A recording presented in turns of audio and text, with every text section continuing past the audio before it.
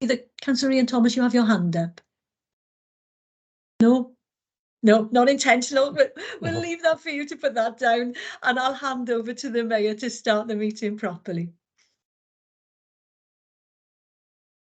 Thank you, Monitoring Officer. I notice recording has started. So, Prenanda, croeso I cyfarfod, diolch I chi gyda'r amdod. Good afternoon. Welcome to today's full council meeting of Wednesday, 8th of March, 2023. Agenda item number 1, apologies for absence. I don't believe we have any. Can Democratic Services just confirm, please? Yes, Mr. Mayor, all members are present. Thank you, Mayor. Agenda item number 2, declarations of interest.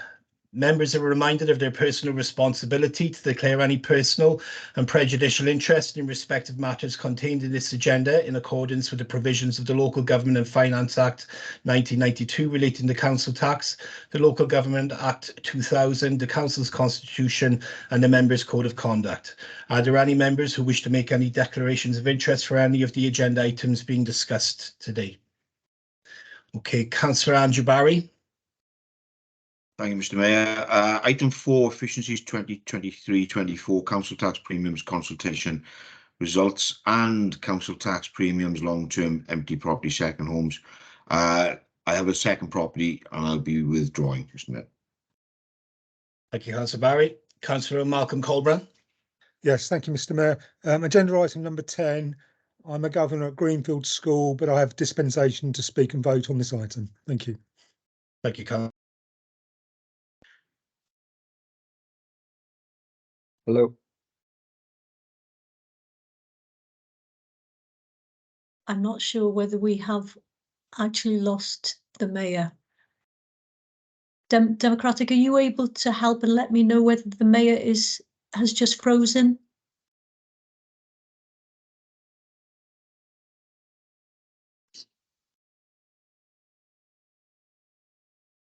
Can you hear me? Just check now. Yes. There. Right, sorry, for some reason it just turned itself off and it came up there's been a glitch with the system. There we are. Okay. Yeah. Councillor Lee Davis.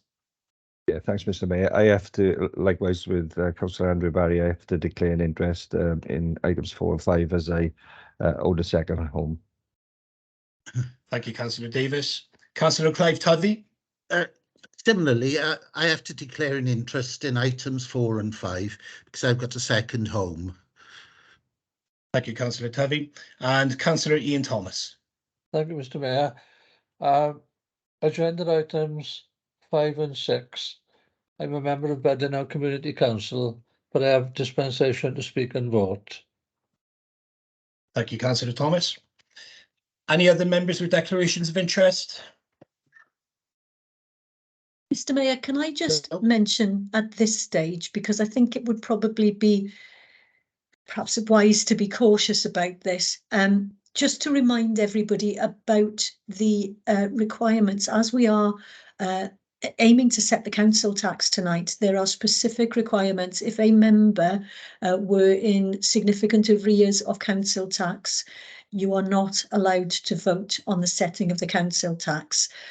So I'm just going to say that. I'm not aware of anybody being in that situation, but I just want to make sure that everybody is conscious that you're not allowed to do that if you are in that situation. Thank you, Mr. Mayor. Thank you, Monitoring Officer. Agenda item number 3, to approve as accurate the minutes of previous meetings, which covers reports 3A to 3K, which are as follows. Full council meetings of 8th of February and 27th of February 2023. Cabinet meetings of 1st of February and 8th of February 2023. Combined Governance and Audit Committee with a Joint Scrutiny Committee meeting of 13th of February 2023. Governance and Audit Committee meeting of 27th of February 2023. Licensing Committee meeting of 15th of February 2023. Planning, Regulatory and Licensing Committee meeting of 15th of February 2023. Neighbourhood Services, Countryside and Planning Scrutiny Committee of 30th of January 2023. Corporate Support and Resources Scrutiny Committee meeting of 31st of January 2023 and Social Services Scrutiny Committee meeting of 28th of February 2023. I believe the Council Leader, Geraint Thomas, will be moving this report. Move the minutes, Mr. Mayor. Move the minutes, yeah. Yeah. Do we have a seconder? Yeah, happy to second, Mr. Mayor. Thank you, Councillor Barry. Has any member got anything to raise in relation to the minutes? Okay, nobody's indicating as far as I can see. Nope. I'll pass over to the monitoring officer then to take this to the vote then, please. Thank you, Mr. Mayor. Can I ask any member who wishes to abstain on this item, can you please show now? Thank you. Any member wishing to vote against, can you please show now? And any member voting in favour, can you please show now?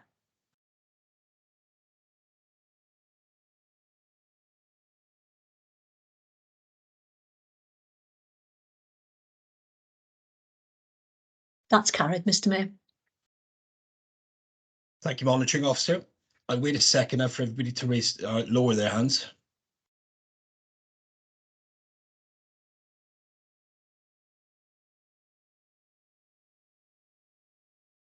We just have, there we are, Councillor Clive Jones, Councillor Julia Jenkins and Councillor Bill Smith. Are you able to lower your hands? There we go. Yeah, lovely. Thank you. Thank you, monitoring officer. Agenda item number 4, efficiencies 2023-2024, council tax premiums consultation results. To consider the report of the Deputy Chief Executive, the Cabinet Member for Public Protection, Crime and Disorder, Councillor Michelle Simmons, will be presenting and moving this report.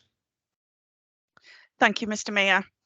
Efficiencies 2023-24 council tax premiums consultation results. The report author Kerry Dinham. During many discussions and proposals put over the past weeks and months to balance the 23-24 budget from a circa 11 million deficit was the proposed change to council tax premiums on both empty properties and second homes, as prescribed within the legislation outlined at paragraph 3.1.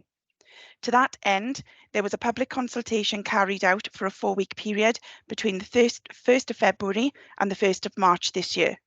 The background and the parameters of any potential changes are outlined through section 3. The consultation and the methodology are outlined at section 4.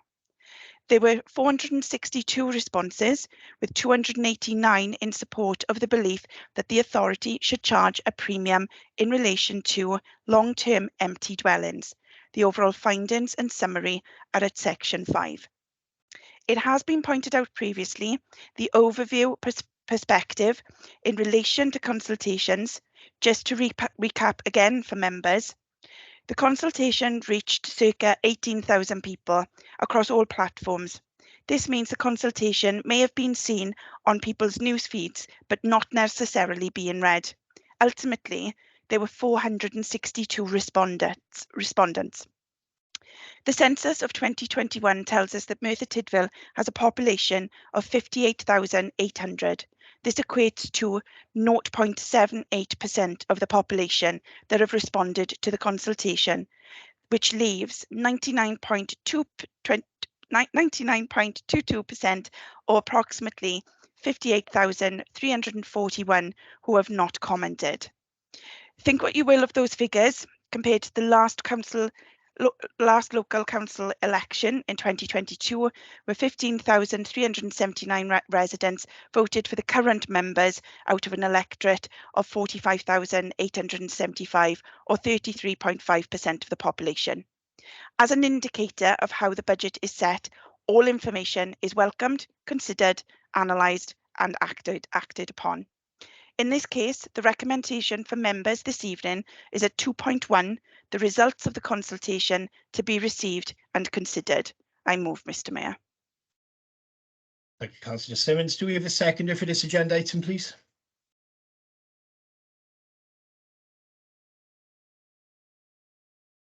I'll second that, Mr. Mayor. Thank you very much. Any questions from members? I've got Councillor Jamie Scriven.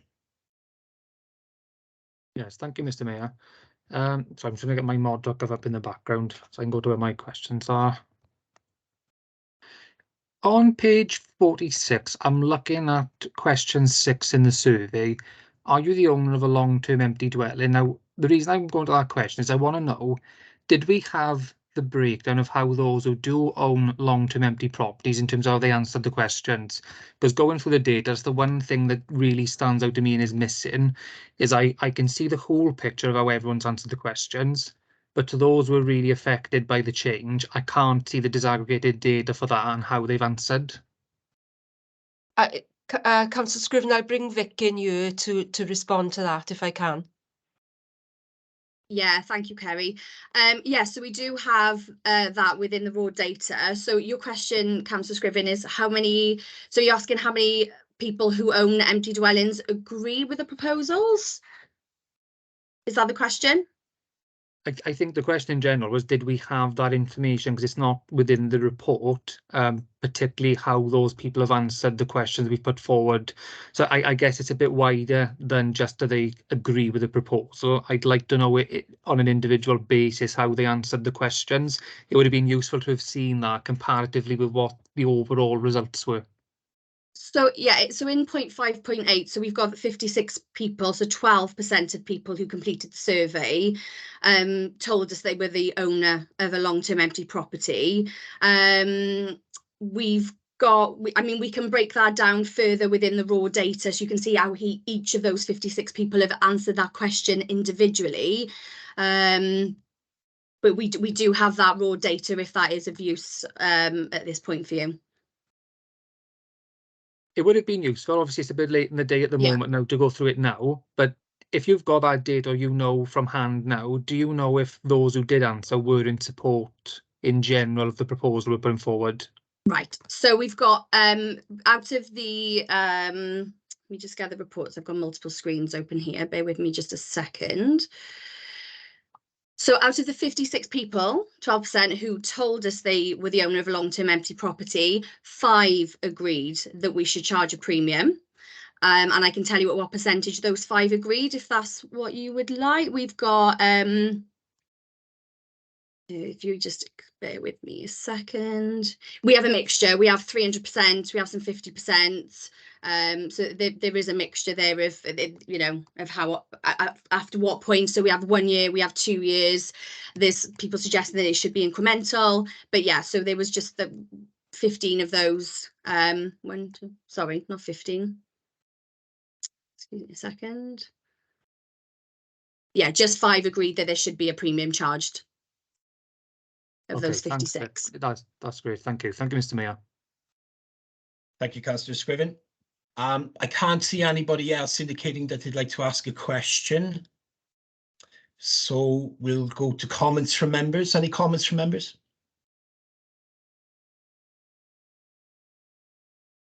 Councillor Jamie Scriven.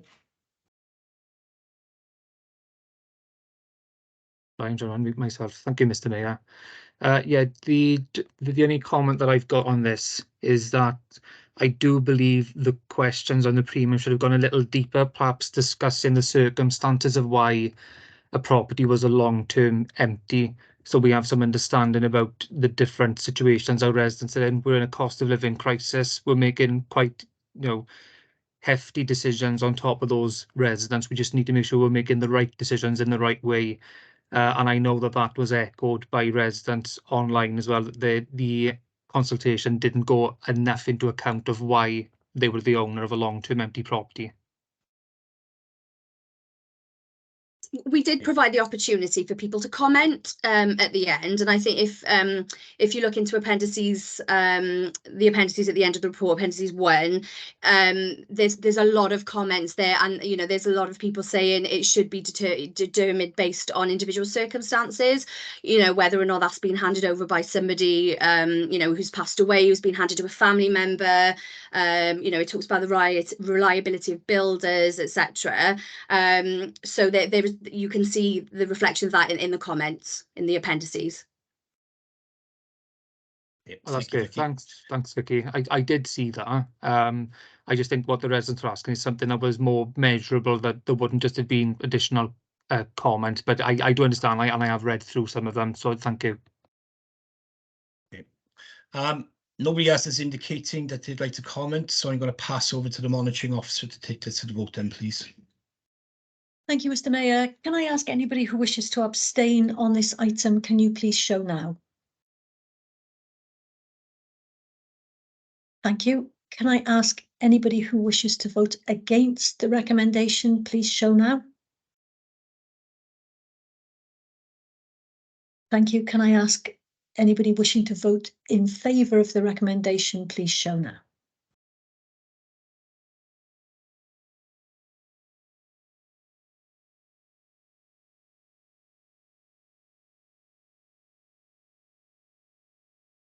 Thank you. That's carried, Mr. Mayor. Thank you, Monitoring Officer. If everybody could lower their hand, please, and we'll just give it a second until all hands are down. Okay, lovely. Thank you very much, everyone. Agenda item number 5, council tax premiums on long-term vacant and periodically occupied dwellings. To consider the report of the Chief Executive. The Cabinet Member for Public Protection, Crime and Disorder, Councillor Michelle Simmons, will be presenting and moving this report. Thank you, Mr. Mayor. Council tax premiums, long-term vacant and periodically occupied dwellings. The issue for our residents of long-term empty dwellings and properties occupied periodically is well documented within legislative changes in 2017, allowing authorities discretionary powers to charge premiums for such properties. The legislation is outlined at Section 3 and with reference to a Housing Support Programme Strategy 2022 to 2026 outlined at Section 4. The Act also provides for authorities to make exceptions detailed at Appendix 2. Long-term empty unfurnished properties have previously had applied a 0% discount as of April 2019. The proposal here is to revoke that discount and a council tax premium be charged from April 2023. Second homes are also proposed that the discount be revoked and a council tax premium also be charged, but from April 2024. As at 24th of February 2023, we have 943 empty and unfurnished properties, of which 467 have been empty in excess of 6 months to more than 20 years. In addition, there are 272 properties that are occupied periodically. Under 5.3, it is anticipated that a collection rate of 70% will be realised. Under the council tax regulations, there may be a reduction in the number of properties considered for premiums, and this is outlined at Appendix 1 under the heading Prescribed Classes of Accepted Dwellings. Part of this proposal is for an inspector officer funded from the increase in revenue from the proposed premiums. More clarity to the numbers of properties and their bandings is given within specifically at Table 5.8, the resultant increase in revenue for long-term empty properties of £415,921.26 in comparison to the additional revenue from occupied periodically properties of £321,820.55. The net additional income from the proposals is seen at 5.14 over the 3-year period from 2025-26. The recommendations are 2.1. The charging of 100% council tax premium on Section 12A long-term empty properties that have been empty in excess of 12 months, with the effect from the 1st of April 2023 be approved. At 2.2, the charging of 100% council tax premium on Section 12B, periodically occupied properties, second homes, with effect from the 1st of April 2024 be approved. And at 2.3, the creation of a new recovery inspector premium officer post be approved. I move, Mr. Mayor. Thank you, Councillor Simmons. Do we have a seconder for this agenda item, please? I second that, Mr. Mayor. Thank you, Councillor Thomas. Any questions from members? Councillor Darren Roberts. Yeah, thank you, Mr. Mayor. First of all, can I ask how the new officer position is going to be funded by the local authority, please? If I could respond there, Mr. Mayor. That'll be funded from the extra income, Darren. It's part of the income that just will be generated because of the 100% charge, and the posts will be funded from that extra income. And for next financial year is £40,000. Thank you, Steve. Thank you, Councillor Darren Roberts. Councillor Jamie Scriven. Oh, thank you, Mr. Mayor. Councillor Roberts has taken my one question, so I'll leave that one out and I'll just go to my second. But my thing is, I've got concerns, I know residents have around Class F properties in particular. We've been talking to residents going through probate and having to take on properties unexpectedly in the wake of bereavement. And I've had multiple stories shared with me, the circumstances they're in with this. So can I just ask, was it possible when this proposal was being put together to have introduced this incrementally with separate figures dependent on the class of the long-term empty as well? If I could ask Mark there, Mr. Mayor, and to just come in and answer that question, please. Mark is on the call.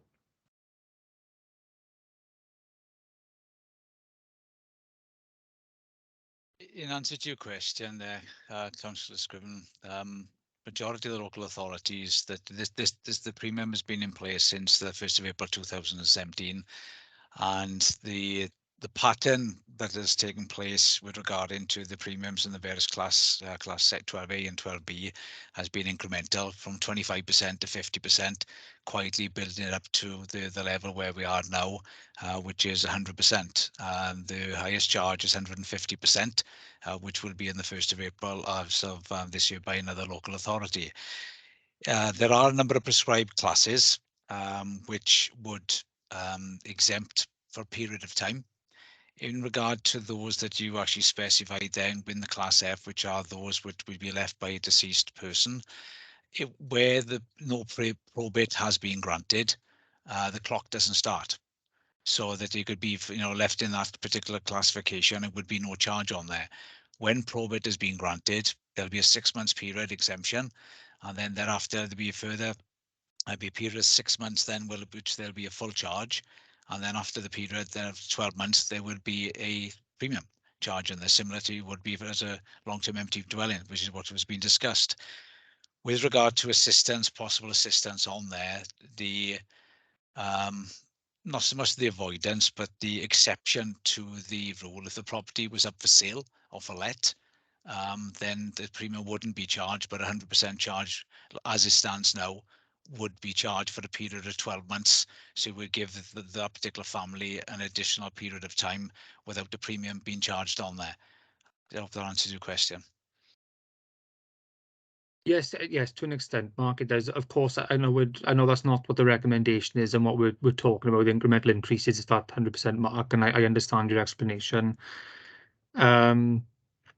Just as a supplement to that, then, if that's the route that we're going down, as an example with Class F, do we perhaps contemplate that this could have an effect on the probate process if there's going to be an exemption until the probate has been granted?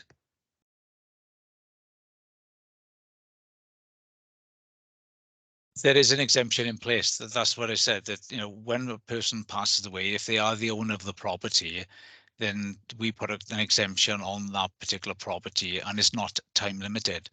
It is only at the point when probate is granted, whether it be 6 weeks, 6 months, 6 years, that the clock would start ticking.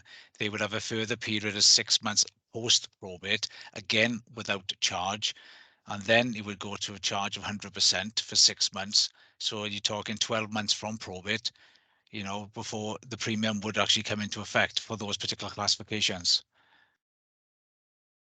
Sorry, Mark. I don't know if I clarify my question again, because I thank you for your answer. I think the point I was getting to is with that in line with our process now, is that possibly going to cause an adverse effect on the probate process? Are we going to potentially see residents holding up that process, trying to delay going through probate and getting it granted in order to avoid those costs? I'm just thinking outside the box of, is that going to cause an adverse effect? Is that something we've considered?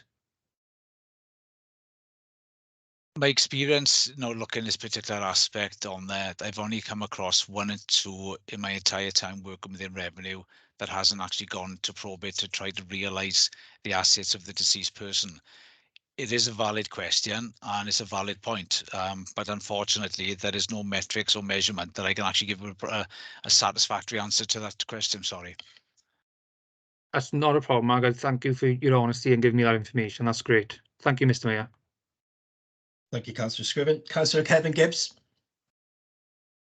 Yeah, thank you, Mr. Mayor. A quick question for you, Mark. From the research I've already done, it doesn't appear to be any concrete data on collection rates, because we are looking at quite a high collection rate of 70% on 100% premium.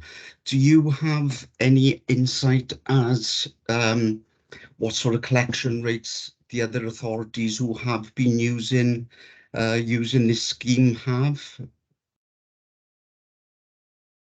There is no, the only measure we've got with regard to collection rates for in-year and overall collection rates, which is filtered back to Welsh Government, which is available for all to see on Stats Wales, is for the overall collection rate, for what we do within a particular period of time. In answer to your question, there hasn't been a requirement by Welsh Government to give a return on these particular specified categories of properties. However, in conversations with the other authorities, Cardiff and RCT, because obviously they're going through a similar pattern, and an article that was published in Swansea, that the estimation is about 65 to 70%. So based on what other local authorities have done and are doing, based on the fact that they've had a premium in place for a little while, that is the assumed collection rate of 70%, because that's what other local authorities have indicated to us that they're likely to achieve. Thank you, Mark. So we're looking at 65, 70% from rough figure. I'm not going to hold you to these, but by any stretch of the imagination, are any of those authorities you've spoken to, did any of them jump in at 100% straight away, or was it incremental? Well, all of them have been incremental. That's of the 3 that I've mentioned to you, that they've been incremental charges they've introduced with the 50% and introduced up to 100% to the current level, or whatever they decide, going forward in 23, 24 and beyond. But as I said earlier, that we've had it since 2017, and the incremental pattern that can be observed is, was 50%. Up to 100%, depending on what was problematic in that particular area, whether it was a second homes or long-term empties. So basically, we don't have any firm figures to confirm a 70% collection rate on 100%. Well, based on what we collect in, currently for overall collection rate, what we tried to this aiming for 96%. That's what I assume collection rate is in year, for council tax. COVID did it us a little bit, which is kind of an acceptance, and the cost of living crisis is obviously, we're trying to recover to get back to where we were post or pre-COVID. But when I did an exercise in January, the comparison was that we were collecting about 85% of those based on that particular category at the moment. So the expectation, if you're going to be increasing, the amount payable, is the percentage rate that you're going to achieve within the year is likely to decrease. So the only measure I can give you, which is from conversations that I and other officers have had with representatives of other local authorities, it is unfortunately an assumed figure. Because there is no concrete evidence being filtered back to Welsh Government, for me to be able to report back to you accurately. Thank you, Mark. I appreciate there's no I appreciate there's no firm figures being, so thank you very much for your insight on that. Thank you, Councillor Gibbs. Councillor David Jones. Thank you, Mr. Mayor. You mentioned the salary. It's following on from Councillor Roberts' query. You mentioned the salary. Is there likely to be a be a point where the number of outstanding payments is below the value of the officer post, and what would happen in that situation?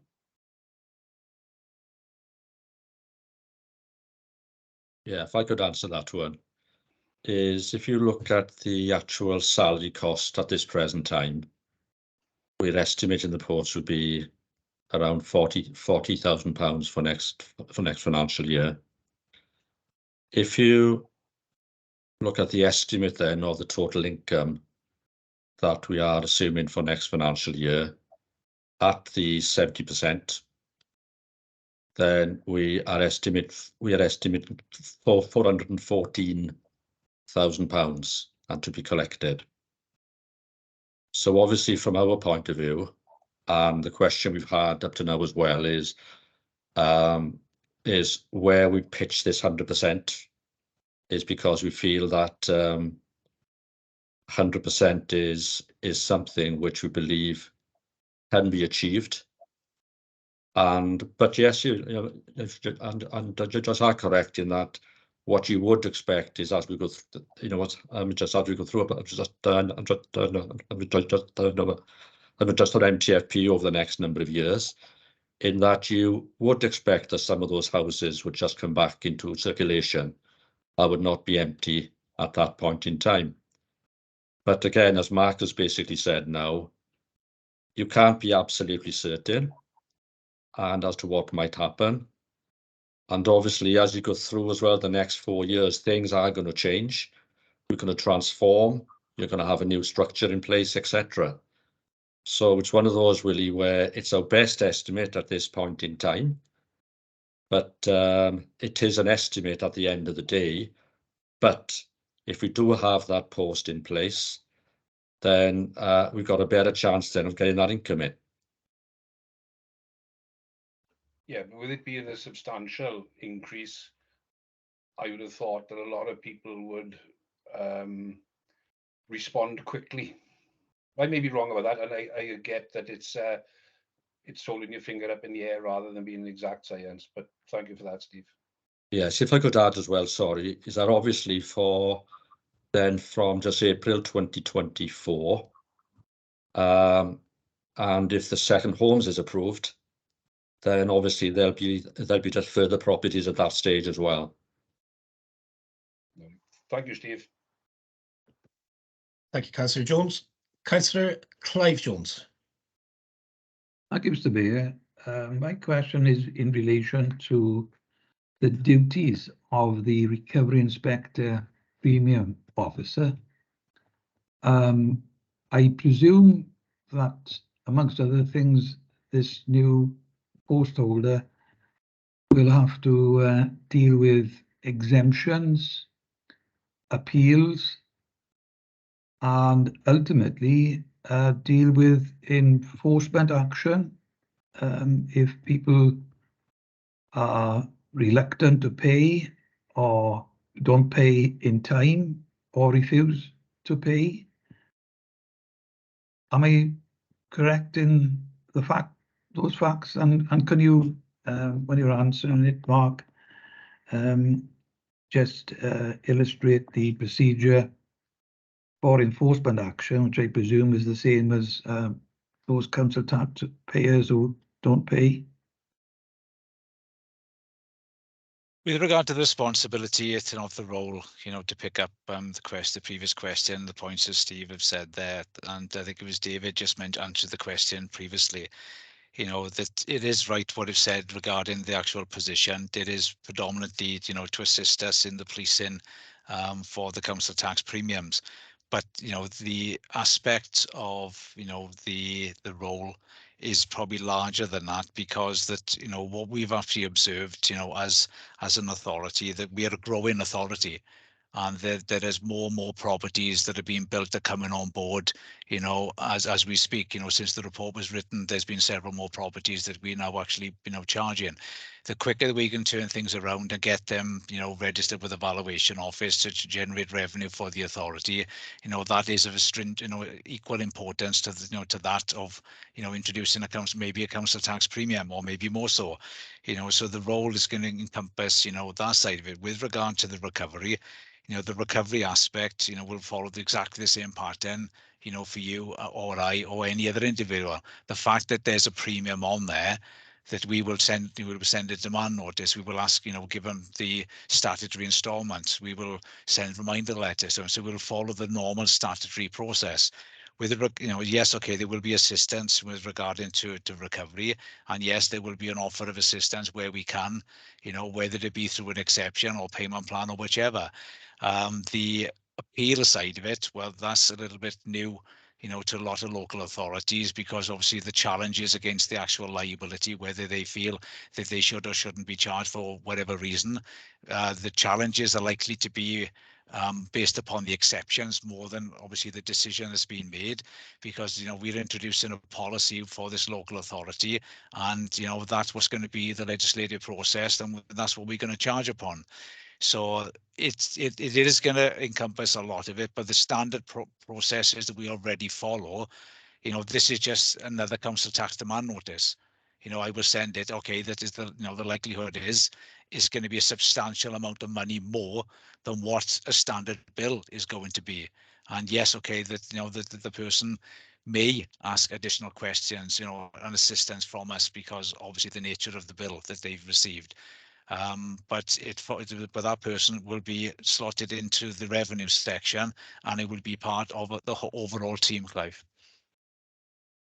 So, and you confirming, is it this officer will deal with the appeals as well, or will that be dealt elsewhere in the authority? No, the officer will be dealing with the appeals. I'll be assisting the officer in the appeal process, and whatever will be whatever that council taxpayer, because it won't be down to us, it'll be whether the council taxpayer decides to take it to the valuation tribunal in Wales, and as a representative of the local authority, that officer will be preparing the paperwork and attend on behalf of this authority. And the same officer will also be dealing with second homes. So yes, you know, there's several hundred there, which will increase over time. I would have thought. I wouldn't say necessarily, because the evidence doesn't state that it's going to increase, because the numbers as far as long-term empty properties over the last 18 months have actually decreased. The numbers of long-term the second homes, beg your pardon, they've increased, you know, slightly. But when you actually look at the ballpark figure, you're looking round about, you know, 650 to 700 year on year. I know, and then if I go back, you know, several years, that figure is approximate, you know, for each of the years. It isn't going to rise significantly, you know, to 1,000 properties, you know, unless our property base increases, you know, quite significantly. I can't see that, you know, the figures around about 700 are going to increase much more above that. Okay, thank you, Mr. Mayor. Thank you, Councillor Jones. Councillor Brian Carter. Yeah, thanks, Mr. Mayor. I got two questions. First one is for Steve. Steve, am I right in assuming that the money potentially generated from this post will go towards plugging the £800,000 gap? No, because what we've basically got is that the money that we're hoping to generate because of the extra premium charge, that is not included as part of the £800,000 savings, but it is needed and to balance the books for next financial year. Thank you, Steve. And my second question, and just to clarify that, is towards Michelle, who's a cabinet member for this portfolio, or maybe Andrew will need to answer this. If these projected savings are not realised, where are you going to find these savings from?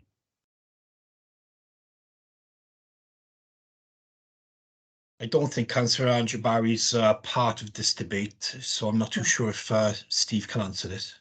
Yeah, Councillor Barry has declared an interest on this item, so it would can have to be Michelle somebody answer else. this then, because she's a cabinet member moving the report, or is it? not in her interest to. I don't think it's in Councillor Michelle Simmons' portfolio, so she may not know. I would like to recommend that I pass that to Steve to answer, please. Thank you.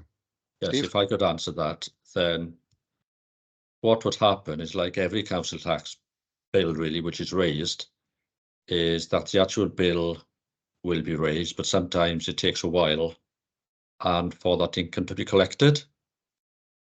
So it's the same with every bill really, is that as part of the recovery, etc., that that would be part of the normal process then over the next year.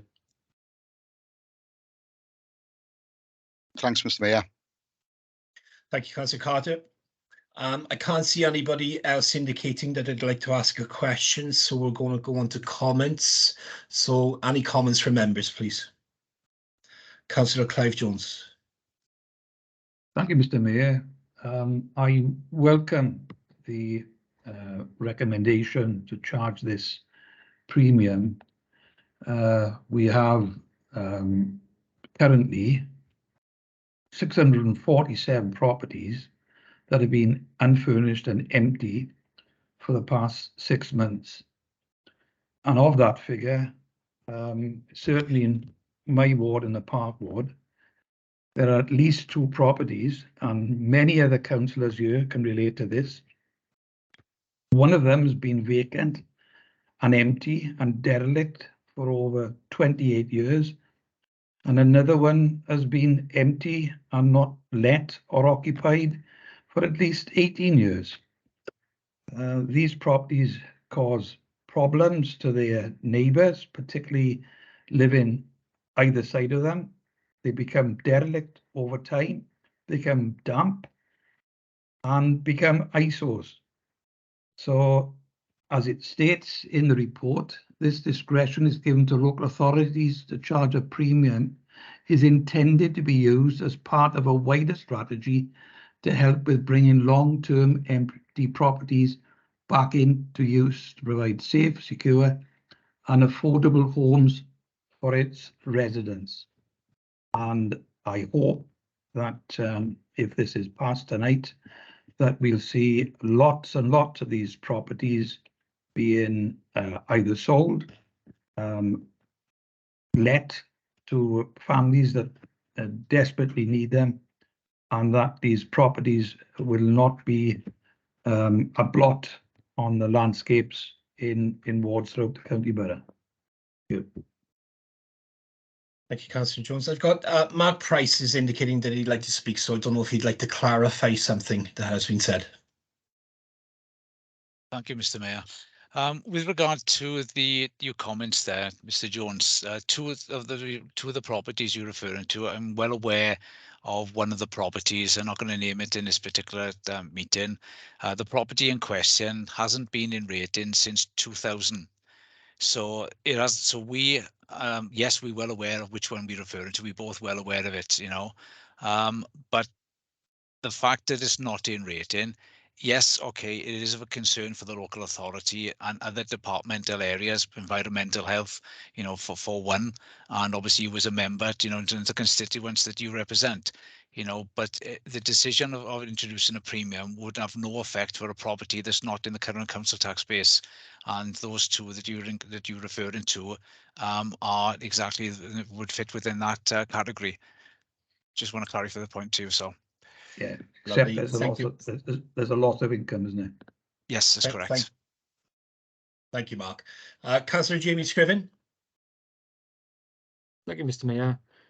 Just a quick comment. Like Clive, I welcome the fact that we're putting this forward. There's a genuine issue in the area. We're in the middle of a housing crisis, and we've got massive concerns in terms of the capacity of homes that we have at the moment for our residents.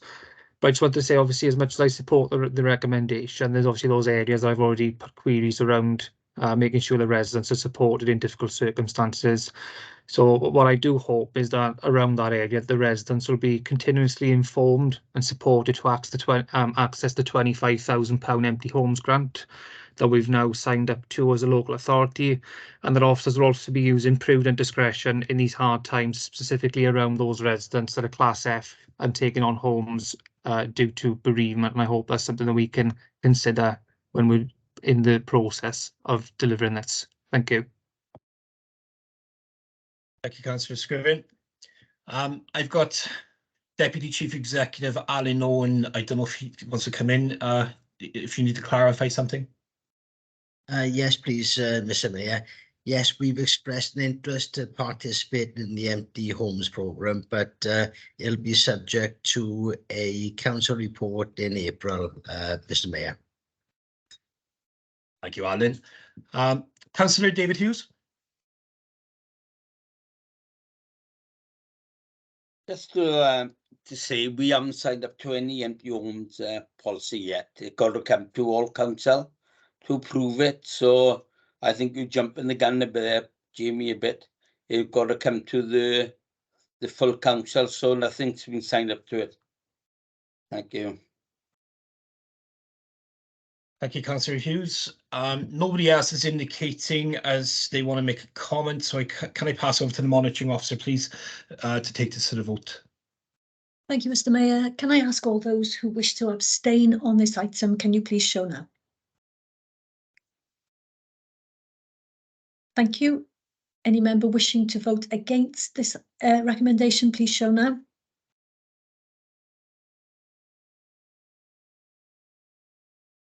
Thank you. And all those voting in favour of the recommendation, please show now.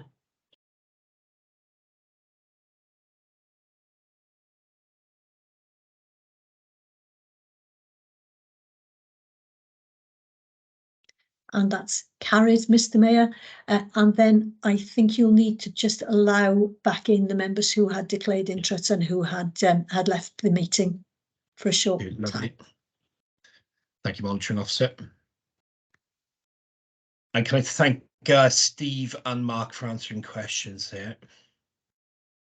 Councillor Gareth Richards, your hand is still up. Lovely, thank you. Can I just confirm that everyone's back in the meeting? Councillor Andrew Barry, you back in? Yes, thank you, Mr. Mayor. Lovely, thank you, Councillor Barry. Okay, here we go. Agenda item number 6, budget requirement of council tax 2023-2024, state of the council debate. To consider the report of the chief executive. The council leader and cabinet member for housing and regeneration, Councillor Geraint Thomas, will be presenting and moving this report following his state of the council verbal update. Thank you, Mr. Mayor. 2023 has been a difficult year for Merthyr Tydfil, with the council and our residents having to struggle with unprecedented inflationary pressures. Despite the financial constraints and continued demands made on the authority, we continue to provide vital services, protect those in greatest need, and in many cases are the envy of our colleagues across Wales.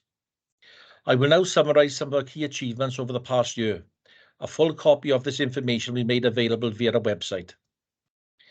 The accountancy section successfully closed the accounts for the 2021-22 financial year with a clean bill of health, bringing the surplus for a fourth successive year, and achieved an unqualified opinion from the Auditor General for Wales. This was due to hard work of staff and the sound financial stewardship through the effective budget monitoring within Budget Board. Another great piece of work was the action of the team in acting fast to prevent the council exposure to interest rate volatility, fixing £60 million worth of debt with the Public Works Loans Board. The transaction was undertaken after engaging our Treasury management consultants and leading to additional interest cost avoidance of up to £400,000. Our revenues and benefits team managed the cost of living support scheme for 23,586 households. 1,199 eligible carers received an unpaid carers payment, and a further 6,337 households received winter fuel support. They will shortly be administrating the energy support scheme to make payments on households who have not been able to have their energy bills reduced. Following the COVID pandemic, the contact centre one-stop shop partially reopened to customers in March and are now working full hours. In conjunction with our ICT department, our website has recently scored 100% in accessibility standards and is currently rated the #1 council website in the UK for web accessibility. Education remains a priority for the Council, and our ambitions remain, as articulated in the Raising Aspiration, Raising Standards strategy, improving attendance, developing better literacy standards across the county borough, while embedding the community-focused school approach. Work has started on the refurbishment of Penedre High School, and this continues alongside other planned capital works for Goetra, Blessed Carlos Acutis, and you'll also see on our agenda this evening plans for a new special greenfield school. There have been some considerable successes across our schools. Pupils at Pantascatlog, Troedel and Ynys Owen have successfully published apps on the Apple Store. Our pupils are developing a young person's climate charter for Merthyr Tydfil, which will be launched before Easter this year. Cyfarthfa High School achieved the Bronze Award for supporting children of the armed forces. 4 pupils from the school also won the National Formula 1 competition at Birmingham earlier this year. The growth of the Welsh language is also a priority for the Council. We started a new Welsh language seedling school at Gurness Nursery. Penedre's success at the Urdd Eisteddfod continued, and they remain one of the most successful English medium schools competing. To support the development of Welsh across all schools, we held an Eisteddfod within the Cyfarthfa cluster, with winners joining Penedre students in performing at Canolfan Zoa. Our Welsh language events during Roed Siamai and the Christmas Fair continue to go from strength to strength. As we are all aware, budgets within social care can be volatile, with numbers of children looked after and adults requiring support liable to change at short notice. Over the previous 2 years, we have ended the financial year positively, and for the first time showed significant underspends overall. At the end of this financial year, we have shown an overspend in the region of £500,000 due to increased demand for adults and children residential placements. However, there is a better understanding of the service pressures faced, and safeguarding adults and children will always be a priority. Although we have been lifting the restrictions, although we have seen the lifting of restrictions, it's still difficult to forecast the ongoing financial impact of the pandemic. The hidden consequences of delays in health services not operating in the most optimum manner due to stay-at-home restrictions are yet to be fully understood. We continue to see an increase in demand within children and adult mental health services, and the need for packages of care due to patients suffering long COVID. There are also increased demands for carers and older people when they have been isolated for long periods of time. We continue to work regionally with neighbouring authorities and the Health Board. The regional integration funding has started work, and this continues to consider future innovations and the continuation of successful projects, such as the Stay Well at Home. There is more of a focus on the new funding stream of RIF to explore integrated services across Cwm Taf Morgannwg, not just isolated services for Merthyr Tydfil. The Neighbourhood Learning Centre, new name the Campus Community Hub, has undergone a complete redevelopment, resulting in the creation of 6 self-contained apartments, in addition to relocation of existing workshops into the remaining 2 buildings for the community to access learning opportunities. The scheme, developed in a broad partnership, has been shortlisted for the finals of 2 prestigious awards, the 2023 Social Care Wales Accolades Awards, and tonight in London, the 2023 IESE Public Sector Awards. The residents of Merthyr Tydfil again achieved the Welsh Government Waste Recovery Standard of 64% for the 7th consecutive year. As we move towards the 70% target for 24-25, we are confident that if we all continue to work together and recycle and reuse as much of our waste as we can, we will achieve this too. This year, the local authority introduced the trade recycling scheme at Dowlas HWRC, free of charge, and residents can use their van daily up to 3 times a day for the domestic waste and recycling. The Highways Maintenance Department relocated from Abercynon to a newly constructed depot at Unit 5 in Pentre-Bach, which will improve their efficiency. We have also successfully secured additional £400,000 from the Welsh Government Resilient Road Funding Grant to continue to upgrade the county borough's outdated highway drainage systems, with a number of schemes completed this year. They carried out £3.7 million worth of maintenance work throughout the county borough, which resulted in us reducing the number of potholes requiring attention to the lowest number in decades. The engineering department are continuing the storm damage recovery work to reduce the risk of flooding throughout the county borough, with 39 schemes already completed. A total of £5.2 million worth has been spent on work repairing and upgrading. A Welsh Government grant of £574,000 has been received to undertake maintenance work on 7 disused coal tips within Merthyr. This work will remove any potential risk of landslips. All 131 disused coal tips and quarries were inspected last year. Evidence of the council's commitment to existing parks and new play areas can be seen with the 4 sites being installed at Kevin Coyd, Glantarf Road, Lewis Street, Bedlinog and Toyn Carmel. This refurbishment programme will continue with the next sites commencing in the summer. We have retained the internationally recognised Green Flag Award for Cyfarthfa Park, Thomastown Park, Taff Bargoed and also Aberfan Cemetery. Improvements have also been made to Pant and Kevin cemeteries. Management of the ash dieback disease is ongoing and the majority of the affected trees in the county borough have been addressed. The Planning Department will recognise at the UK Royal Town Planning Institute Awards, winning the Excellence in Planning for a successful Economy Award for their work on the Merthyr Tydfil Transport Interchange. Over the last 6 months, the regeneration team have been developing a structured programme of interventions in order to maximise the spend of Merthyr Tydfil's £23 million allocation in SPS funding. The core team are now in place, all of whom are working with internal departments and external stakeholders to allocate finance and develop outputs. Our town centre continues to change and grow. Plans are afoot to regenerate the old bus station site, and the old Hofields building is soon to become a new bistro bar to the ground floor with a boutique hotel and self-contained flats above. Work at the Merthyr Tydfil Leisure Centre is progressing well, with the redevelopment of the new swimming pool and projected to be complete by the end of the summer. This much looked forward to development will also incorporate the creation of a new skate park.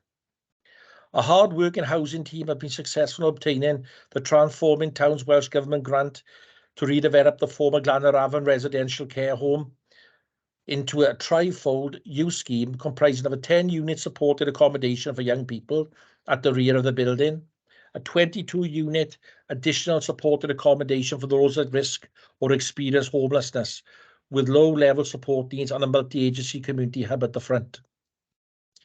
Fellow members, the Local Government Finance Act of 1992 determines that the authority delivers its budget requirement and council tax setting to Welsh Government by the 11th of March 2023, this coming Saturday.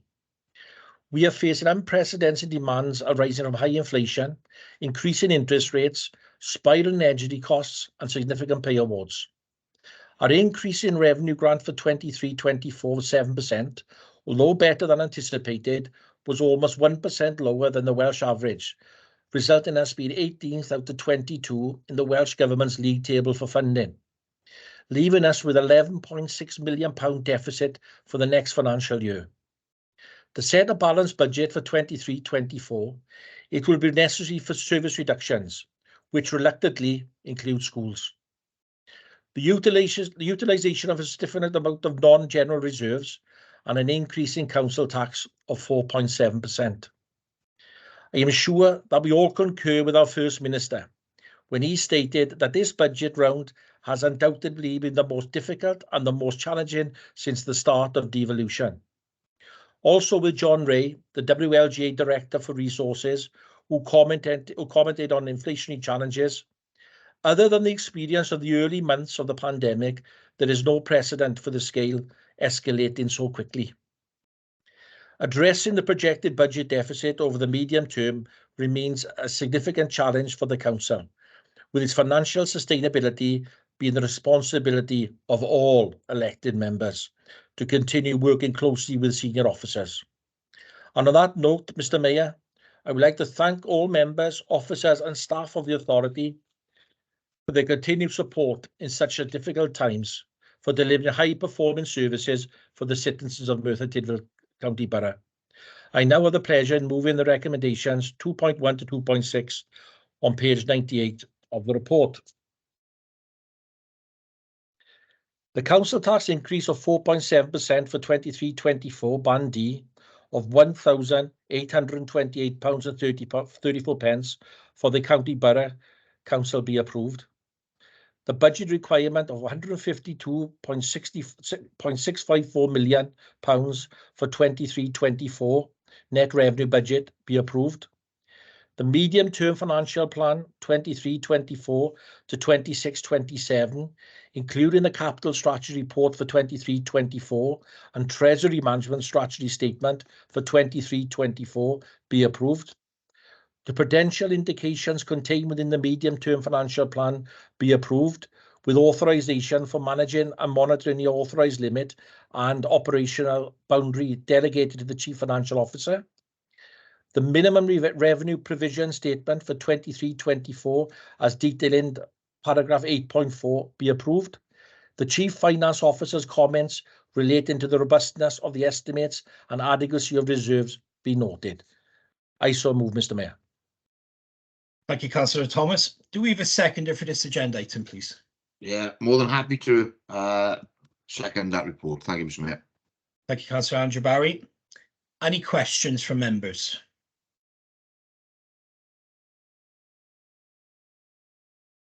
Councillor Anna Williams-Price.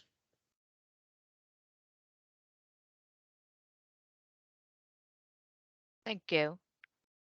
Can I address this to the Cabinet Member for Education? And can I ask, how is a £1.5 million real-term cut to education consistent with your political vision of raising educational standards and aspirations for our young people? Thank you, Councillor Williams-Price. The actual growth was 6.93%, which was 3.1 million, which, like I said, is a 6.93 cash increase. The 1.5 million, that's the growth. So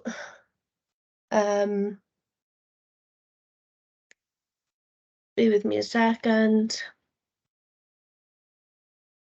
Our average spend per pupil is £5,291 per pupil, which, as a comparison for the 22-23 figure, is an increase from £4,972, which is 60% higher than other local authorities.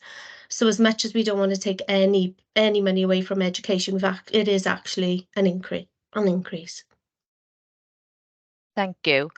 As outlined in a recent Freedom of Information request, £2.5 million of the school's budget is spent on agency staff. As Cabinet Member with responsibility for education, will you commit to reducing this spend?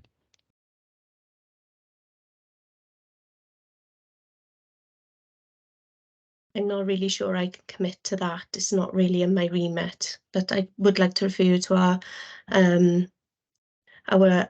Director of Education to see if she can comment on that. Thank you. I think any agency spend is down to, it usually covers sickness, and actually, unless we've got all our staff in school 100% of the time, it's going to be very difficult for the schools to reduce that that agency spend. They don't use agencies for insignificant things. It is when members of staff are absent. So schools will want to reduce their agency spend, but if their staff are ill, they do need to have staff in front of the children. Thank you. And if I could just ask one final question to the Cabinet Member. Of that £2.5 million of agency spend, 1.5 million, equal to the real-term cuts proposed as part of this budget, to Valley Education Services. Could you confirm that you were employed by this company as Senior Account Manager? Yes, I am. Thank you. Thank you, Councillor Williams-Price. Councillor Darren Roberts. Thank you, Mr. Mayor. I haven't really got a question on the budget as it stands. I got a comment which I'll come to later when we come to that section.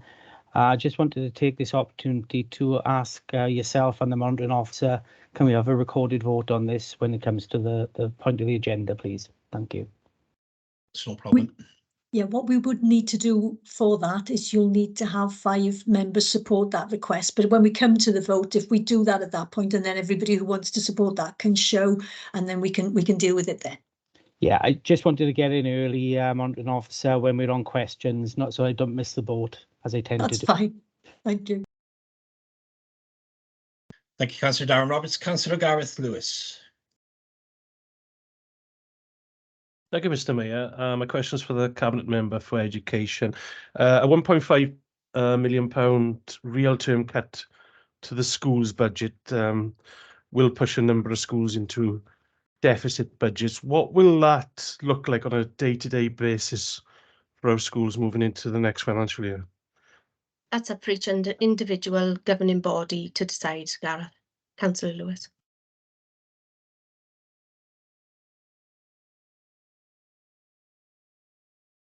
Thank you, Councillor Michelle Jones. Thank you. Thank you, Councillor Lewis. Councillor Gareth Richards. Thank you, Mr. Mayor. A question for the leader, this is, please. Leader, would you accept that the financial situation we are in is caused by the Conservative government we have in Westminster?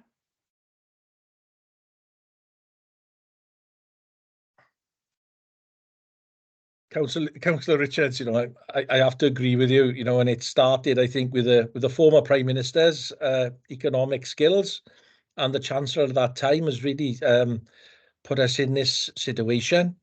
However, our budget does come from Welsh Government, and they select who gets what funding. As a supplementary, have you raised that, leader, with your colleagues in the Welsh Local Government Association? Yes, Councillor Richards. And that's minuted, is it? Yes, and I've also supported letters that's gone off to government as well.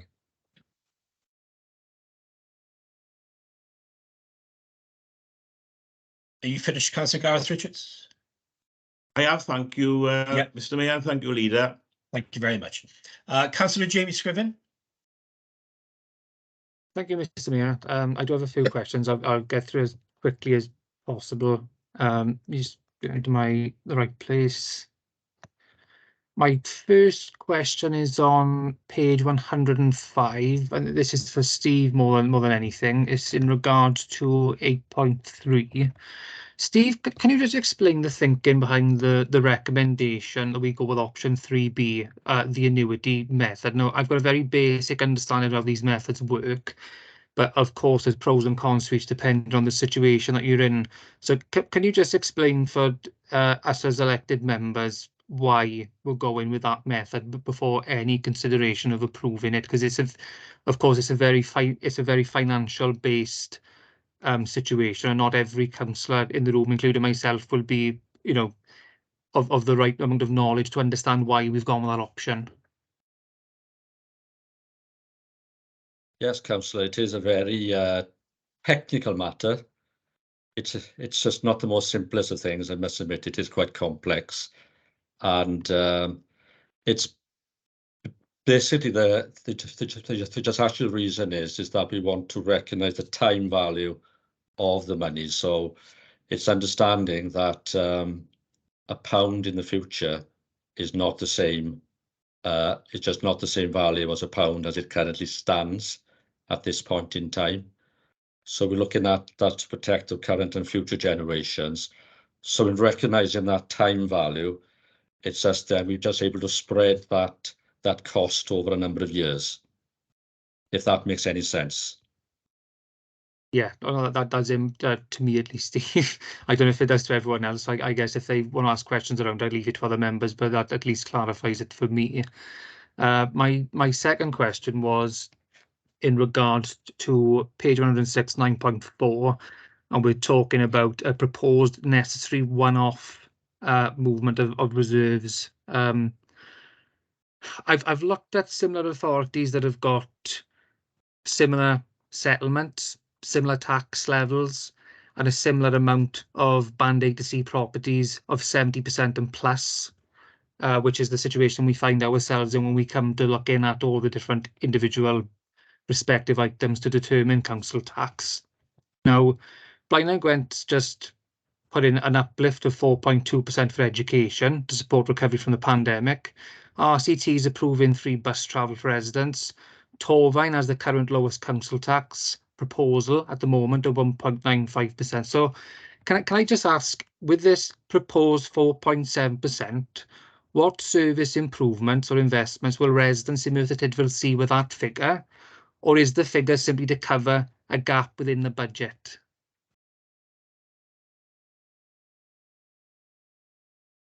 Yes, if I could refer you to, it's probably easier if I can refer you to Appendix 1 of the report itself.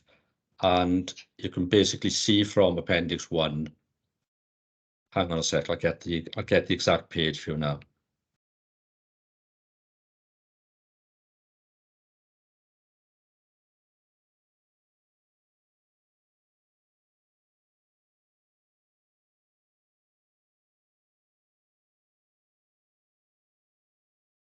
Yes, if I could refer you to page 110 of the pack. And sorry, it just was Appendix 2, not Appendix 1. And as you can see there against our net expenditure, if we're looking at our services across the board, we are increasing our net expenditure for next financial year by 6.54%. So it's still an increase for our services, even though we are having to make savings. We are having to respond to the high inflation, to the increasing interest rates, the increases in pay awards, etc., which I think have caught every authority out by just, but it's been a bit of a surprise as to the actual scale of that going forward into 23-24. So with the council tax increase of 4.7, we've also, it's in respect of, it is a council tax increase which is lower than the actual Welsh average, which is 5.5%. We're also in ranking with the 16th highest council tax, so we are in the lower quarter. And if I could add as well, because we're using reserves at £5.5 million, and as I mentioned as part of the report, it is a one-off, since we have got these unprecedented costs that we have had to absorb over this last financial year and into next financial year. We are supporting our services as best as we possibly can, and hence that was why I pointed out the point that we are increasing our expenditure on services, but by just that net overall 6.54%. So again, I hope that answers your question. Yeah, thanks, Steve. I guess I can understand the point that you're making in terms of that net expenditure increase, but I guess the increase is different to actually seeing if that realises itself on the ground as a service improvement for our residents, and I guess that where it was going. But as a supplement to your question, I guess what I would ask then is there room, and I know the report says differently, but I just need to clarify this again, is there room to take more from our earmarked reserves to reduce a council tax increase as a one-off that's not going to destabilise the council in the following financial year or over the medium-term financial plan? My understanding is the council has put away around 21 million into earmarked reserves through the period of positive financial settlements that we've had, and we've been quite vocal about how we've turned the council finances around. But if that figure is incorrect, of course, it's time to be corrected, but I just want to ask that question of you, Steve. Yes, it is, in my opinion, that it would be very, very unwise and to increase that amount of reserves. £5.5 million is a considerable amount of reserves that we're using already.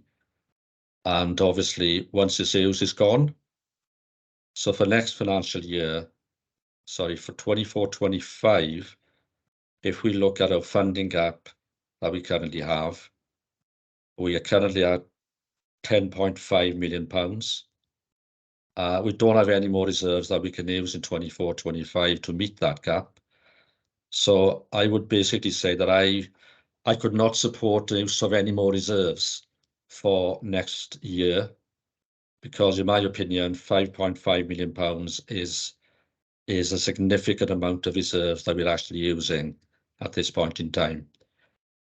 What you stated you stated rightly that we did have reserves of £21 million as at the 31st of March 22, but those just reserves have been committed over the MTFP, and as we currently stand, we are down really to the bare bones in those non-general fund reserves. So I think it's unwise to think about raising any more reserves for next financial year.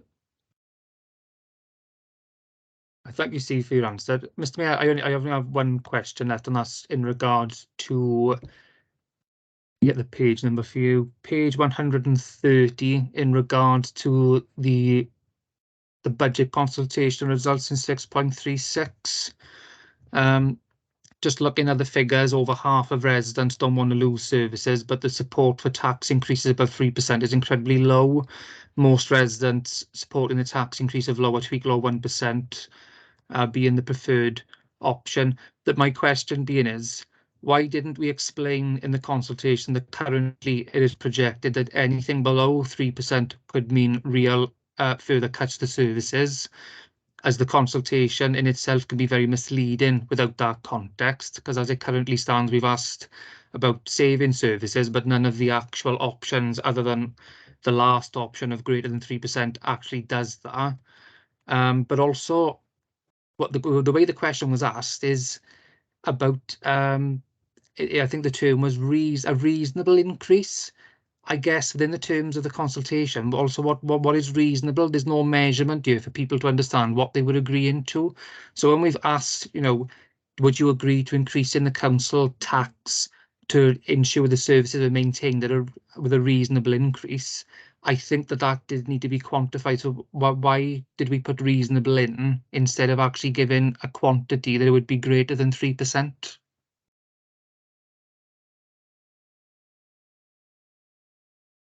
Yes, I think it is a valid point, and it is something that we can work on for next year.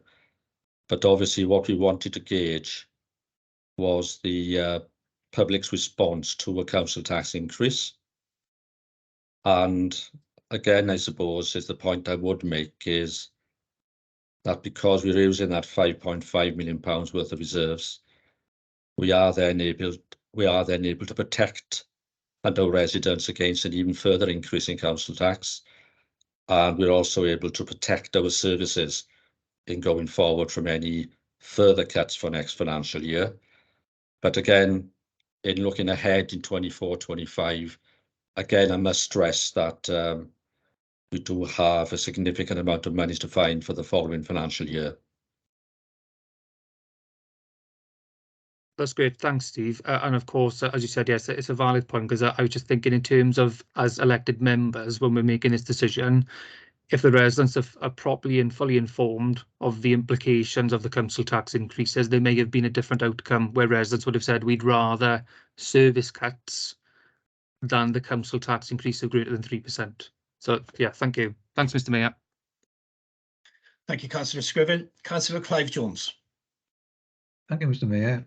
My question is particularly for Sue Walker, and I'm sure the Cabinet Member for Education would be interested in this one. And as Sue is aware, I've already written an email waiting for the answer as to how many of the schools in the county borough will be in a deficit situation early in the new financial year, and will you have also, when you got the information, know how many staff are affected, how many teachers are going to be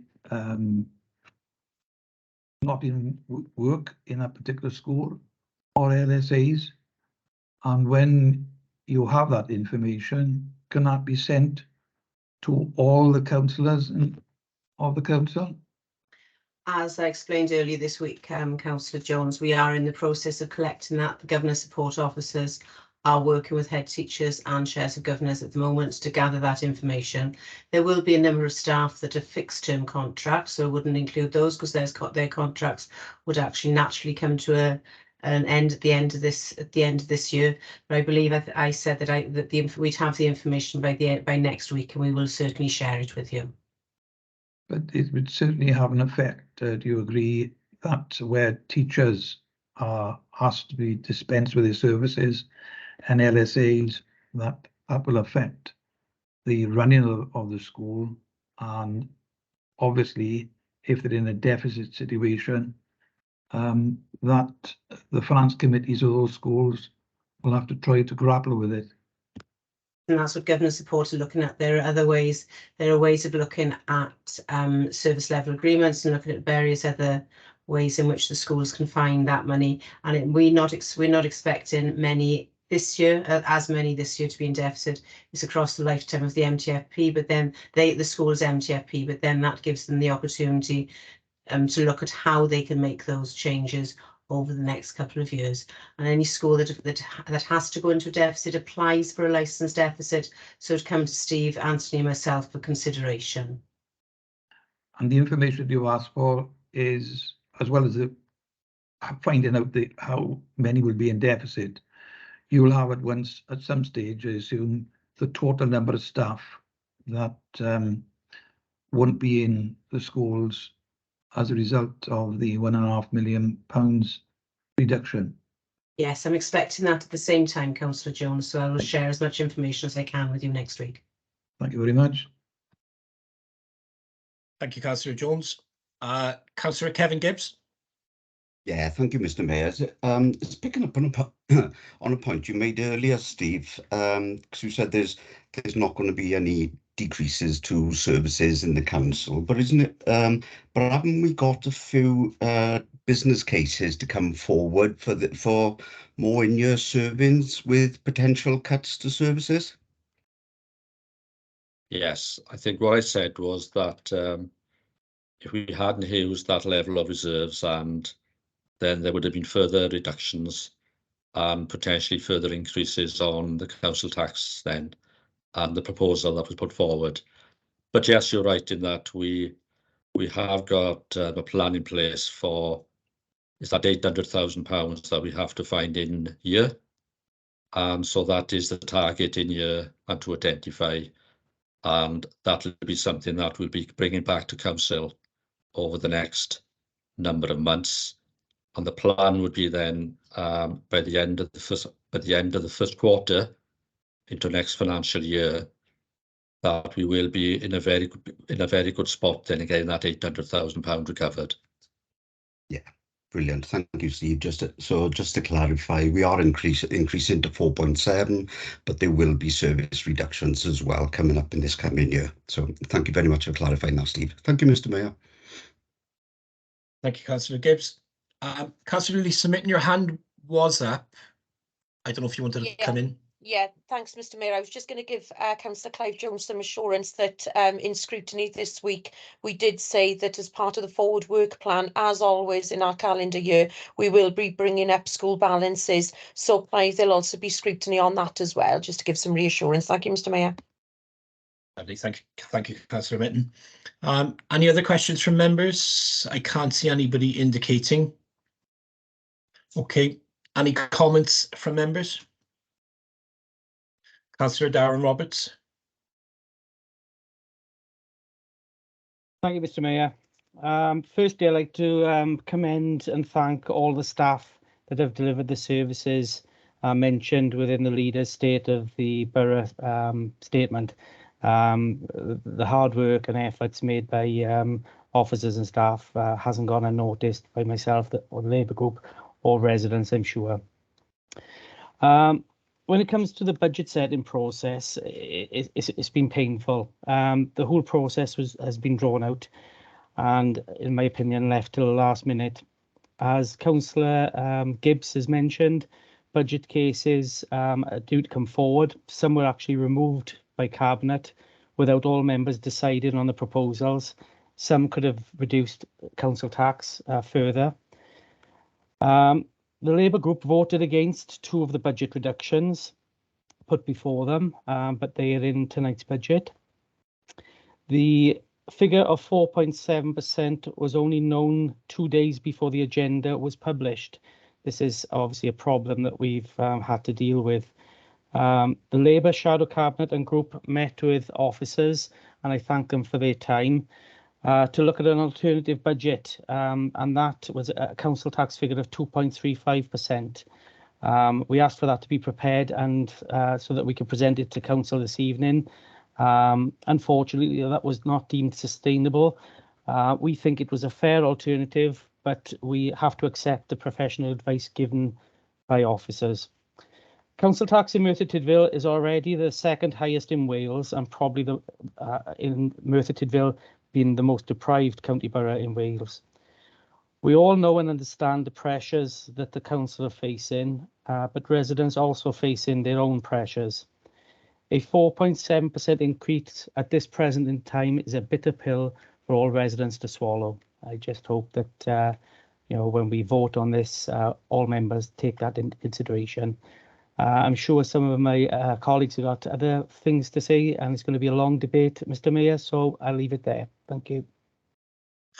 Thank you, Councillor Roberts. Councillor Brent Carter. Thanks, Mr. Mayor. Firstly, I'm disappointed not to be in the council chamber tonight, as I would probably be trying to do my best impersonation of Tony Rogers and standing up on my feet tonight. But I appreciate the fact that the right decision was made in respect of the weather. Mr. Mayor, we find ourselves in deeply troubling times. The authority has experienced significant lows, and sustainability and stability is proven to be a major challenge and heartache. We are sat here having to make difficult decisions, and in terms of council tax, something will impact our residents who are already experiencing hardship with the cost of living crisis. 4.7% increase in council tax to some people will seem acceptable, as it's in line with other bills increasing. However, we must be mindful that Merthyr Tydfil has severe deprivation issues, where we also have working people, as well as unemployed, sick or retired, living from day to day. This will have a massive effect across a range of households. Mr. Mayor, I appreciate we as elected members have to balance the needs and priorities of our residents against our role and responsibilities as a councillor with the authority. The issues I, and especially like Darren Roberts has just reiterated, like other councillors present here tonight have experienced, is a complete lack of leadership, direction and decision making shown by the Cabinet throughout the budget setting process. Unfortunately, we're in a position with a mostly inexperienced Cabinet, which no doubt has a major influence on decisions.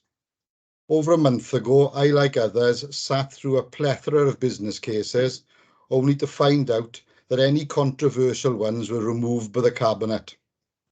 This asks the question if this Cabinet is cut out to lead this authority through troubled times. I have grave concerns and seriously doubt this. I really don't know how they would have coped when I, for example, was a Cabinet member for social services, where 2 care homes are closed and the Meals on Wheels service was removed. Massive, difficult decisions.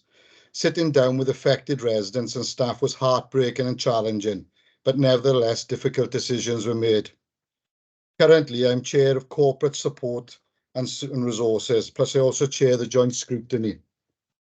Sitting through the whole process, especially chairing the Joint Scrutiny meetings, was a somewhat embarrassing experience, where business cases our officers brought forward were removed by the independent Cabinet without proper consideration and challenge by the remaining councillors. Makes me question why. Perhaps it would make them unpopular. Remember this, no hard decision is popular, they're always unpalatable. Furthermore, when Councillor Barry was asked the question on several occasions by Councillor Gareth Lewis, what are you thinking in terms of council tax? The response from Councillor Barry was, when we know, you will know. Mr. Mayor, we knew last week, a week before tonight's meeting. Quite frankly, it is not acceptable and certainly not good enough in today's times. As a Cabinet, you need to show leadership, honesty and integrity. This shows neither. last minute again. The situation could have been so different if you had accepted the olive branch from a Labour group of working together for the benefit of Merthyr Tydfil and its residents. I am equally sure this would have greatly helped and assisted our hard-working officers. Councillor Geraint Thomas, you choose power over people. The power of the people of the county borough of Merthyr Tydfil deserve so much better. You wanted this. Now you've got to step up and make the tough decisions. You cannot hide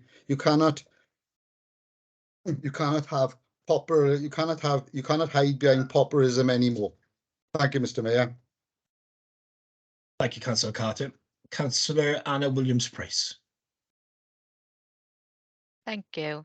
Firstly, I would like to echo other members' comments on the hard work and dedication of staff. Local government is a vital public service and isn't as well understood or recognised as other services, such as health. The report sets out the challenging financial context under which this budget needs to be set. And that is a financial situation that affects not just Merthyr Tydfil, but local authorities across all of Wales and the UK. I'm pleased to see that there is agreement on the impact of the horrendously irresponsible policies of the Tory government under Liz Truss. There's also recognition within this report of the higher than anticipated settlement from our Welsh Government. And I would like to remind members that in terms of an amount rather than percentage increase, Merthyr Tydfil receives the second highest settlement in Wales. Of course, it is also important for us as members to remember that the dire state of public finances is mirrored in people's personal budgets and finances. So the financial situation within this council is not unique, but we are in a unique political situation, with the makeup of the council being equally split at 15 members of the independent group who lead the council and 15 opposition Labour councillors. Throughout scrutiny sessions and workshops, the Labour group have been calling for more information on how the Cabinet was going to balance the budget. But the Cabinet have refused to discuss council tax, and there has been a drip feed of information, with papers only being published last Thursday, which outlined a fully balanced budget. I am disappointed that there's been no serious attempt at cross-party working, and disappointed particularly that our co-opted members, who give their time and unique perspective to this council on behalf of residents, have not had the opportunity to scrutinise the final budget. Of course, we have captured the voice of residents through the budget consultation. The majority of residents asked for a 1% or below tax increase. The Cabinet has not been able to deliver that. Residents said their number one priority was education, and the Cabinet have chosen to make a real terms £1.5 million cut to schools. This is not a budget that works for residents, not for Abercanid, Pentrabark, Troedyreuw, not for my ward, and not for your wards, not for Merthyr Tydfil. So on that basis, I cannot offer my support. Thank you, Councillor Williams-Price. Councillor Kevin Gibbs. Yeah, thank you, Mr. Mayor. A lot of the points I'm going to raise have obviously been covered previously. But once again, as part of the course over the last 6 years, the leaders of the independent group have left us in an impossible situation by leaving the budget to be agreed 3 days before the deadline that it has to be submitted to Welsh Government. As usual, we are one of the last councils in Wales to declare our budget and council tax. In previous years, there have been discussions with leaders from both sides of this chamber prior to agreeing the council tax figure. However, this year, the leader of the Labour group received a phone call from Councillor Andrew Barry on the 28th of February, just 2 days before the budget papers were made available to all councillors, leaving no time to discuss alternate figures. Not that you can believe anything Councillor Barry says after telling the School Budget Forum he believed the Labour group would support a £1.5 million reduction to the school's budget, when we have 3 schools within our county borough in a statutory reporting position to His Majesty's inspection team Iestyn, 2 in special measures and 1 in significant improvement. And knowing full well one of our election pledges was to protect and improve education. He knows this because he took one of our manifestos out of a letterbox of a resident during the election campaign last year, but that's another story. After the election, where the number of councillors elected on both sides of this chamber were even at 15 each, the residents of this county borough were calling for us all to work together. The leader of the Labour group reached out to Councillor Geraint-Thomas with an olive branch to form a coalition. But no, this was rejected on the basis that they had the mayoral casting vote, which has been used on a number of times during this chamber over the course of the last 10 months. Councillor Thomas even stated in an article to Wales Online that the Labour group will be involved in all decisions. Yet here we are, 3 days before the deadline, being asked to prop up this independent budget after taking 1.5 million out of schools and expecting our residents to pay an extra 4.7% on top of their council tax, along with a 7.9% increase to the police precept, and acknowledging that we don't have any say over the police precept, leaving us the second highest council tax in the whole of Wales, in one of the most deprived areas in Wales, as per the Wales Index of Multiple Deprivation. Along with council finances, our residents are going through the worst cost of living crisis ever seen in modern times, with extortionate levels of energy costs, fuel, transport costs, grocery prices, base rate increasing, meaning more money needs to be found for mortgages and subsequently rent. All this with the highest inflation rate we have seen in a long time. We all agree this crisis was brought on by the Conservative Party in Westminster during the disastrous 42-day spell of Liz Truss. We should not be expecting our residents to pay for the Tory party failings when they are having to face the decisions on whether to heat or eat, but heat or be homeless. This is the stark reality of what our residents face during this cost of living crisis. We know from predictions that some, not all of these increases are due to come down a bit this year, but that's not likely to be until quarter 3-4 of this financial year, when it will be too late for some of our residents. Despite Councillor Barry's comments over the last couple of years about how this council is in the best position it has ever been, which we all know was down to the higher than expected settlements and the additional grant monies provided to this authority throughout the COVID pandemic from Welsh Government, we find ourselves in a position where from an annual budget of 152.6 million, we are unable to afford an additional 600,000, which cannot be met by reserves due to the prudent concerns of the Section 151 officer of this council's financial stability 3 years down the line during the accountancy year 26-27. So therefore, yes, I concur that the council finances are in dire straits at the moment, with as already stated, over 10 million of savings need to be found for the next financial year. But we have the ability... Gibbs, sorry to cut in now. I think you've got about 45 seconds left, I've been told. I've got 5 minutes. I haven't been 5 minutes. Okay. 3 years down the line, 10 million to be found the next financial year. But we have the ability to do something about this over the next couple of years. Will there be tough decisions to make as councillors? Of course there will. But we cannot let this Tory party burden fall directly on our already financially struggling residents. We have already heard from the monitoring officer of the consequences of failing. Sorry, no. And I'll leave it there now. Therefore, we cannot support this independent budget. Thank you very much, Mr. Mayor. Thank you, Councillor Gibbs. Councillor Clive Jones. Thank you, Mr. Mayor. I agree with the comments of all my Labour colleagues, and I won't reiterate them here, except to say and to hammer home the point that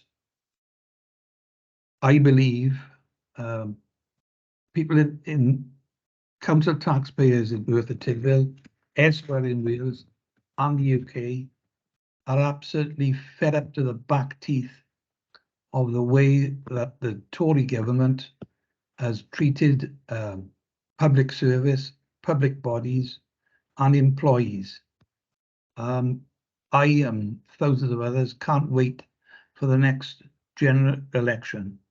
And just remember this, that less than 5 months ago, we ended up with the third Prime Minister in that year and at least 4 Chancellors. And then during that time, we had the illustrious Liz Truss, who lasted for 44 days, but caused absolute mayhem, and the economy, when she left, was in meltdown. And that is another reason why every local authority, health boards in Wales, etc., are in the situation we're in. It lands entirely at the door of the Conservative government, and the sooner they are gone, the better it will be for the public sector and local authorities in particular. Thank you. Thank you, Councillor Jones. Councillor David Jones. Thank you, Mr. Mayor. Let's look at how we got to where we are. I'm sorry, but much of what I'm going to say has already been said. For the 2022 local government elections, someone in their infinite wisdom chose to reduce the number of councillors in Merthyr Tydfil to an even number. Then the inevitable happened. 15 Labour councillors and 15 independent councillors. Aware of the serious financial issues looming on the horizon, the Labour group have offered to form a coalition council. This was turned down without any real thought that many of the Labour councillors had experienced poor settlements and the implications of these and the difficult, unpalatable decisions that needed to be taken. The previous independent administration had the benefit of very positive settlements and the assistance of the Assurance Board. But we are all now in a very different ballgame. Officers must have spent many hours, if not days, putting together business cases that were initially passed by Cabinet, only to be withdrawn following scrutiny comments and questions by Labour and independent and co-opted scrutiny members. To me, many of these seem less unpalatable than where we find ourselves now. We are currently in the throes of the worst cost of living crisis, certainly in my lifetime. Gas and electricity costs up, fuel costs up, food costs up, mortgage and interest rates up, residential rental costs up, food bank use at an unprecedented level. Many of our residents are at or beyond financial and mental breaking point. I see it as our duty to take all steps in our power to ease the pressure on these residents. That is why the Labour group proposed a lower council tax than the 4.7 in this report. We took our proposal through what we thought was the correct channels to get the proposed figure introduced as an amendment tonight. But again, at the 11th hour, we were told by the monitoring officer that if we went through with our amendment, that we left ourselves open to an ombudsman referral for going against the Section 151 officer's advice, that the council tax needed to be 4.7%. For that reason alone, we will disappointingly not be putting an amendment to council tax in this report, but I find myself unable to support the 4.7. Thank you, Mr. Mayor.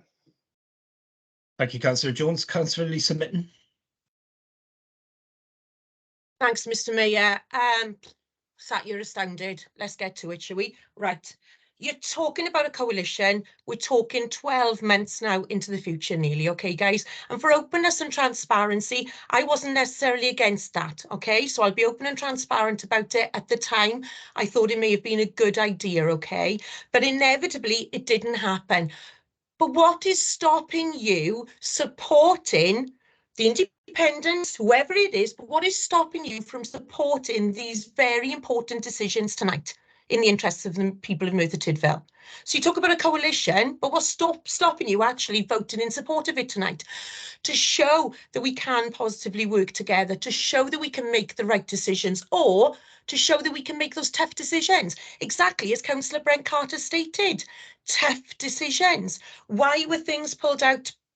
As you said, Councillor Carter, quite rightly in some respects, but still tough decisions need to be made. So I hope, Councillor Carter, if there is a recorded vote tonight, I see that you don't contradict yourself and that you do support tough decisions.